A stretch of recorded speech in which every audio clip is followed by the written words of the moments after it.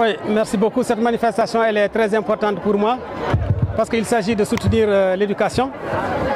L'éducation comme la santé, comme je l'ai rappelé tantôt, c'est des intrants essentiels au développement. Je pense qu'en le faisant, on pense à nos enfants, on pense à notre avenir, on pense au développement du Sénégal.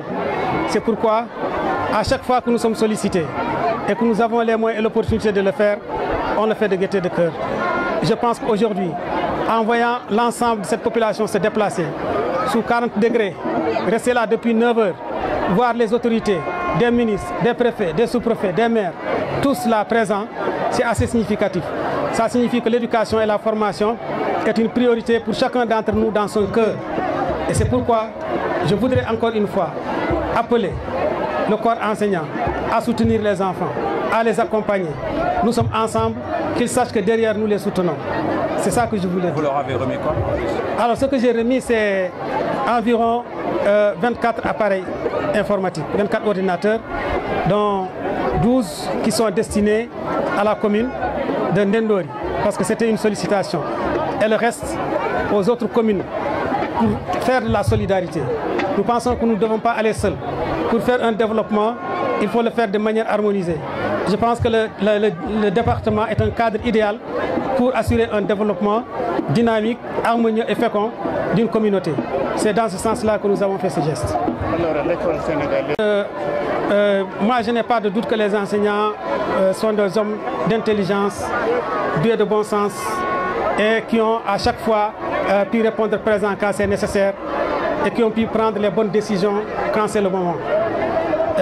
Je l'ai aussi rappelé tout à l'heure, je pense qu'ils sont valeureux, qu'ils sont essentiels dans le système, qu'ils sont essentiels pour notre vie, pour notre avenir. Je pense que ce sont des gens qui sont très responsables.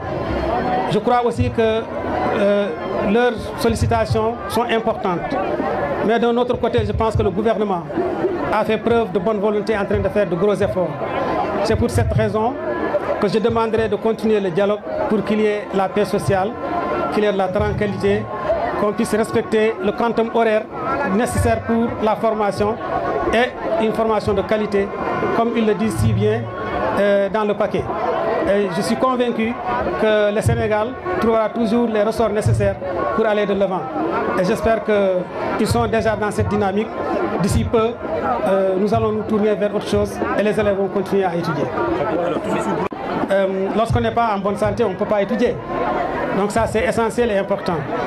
D'ailleurs, dans toutes les écoles ou bien dans les départements, les régions, vous voyez qu'il y a une inspection scolaire, une inspection médicale des écoles. C'est pour assurer la bonne santé de ces élèves-là. Et comme il y a une nouvelle dynamique, dans le cadre de ce qu'on appelle la CSU, la couverture sanitaire universelle, qui comprend principalement 3 piliers. L'offre,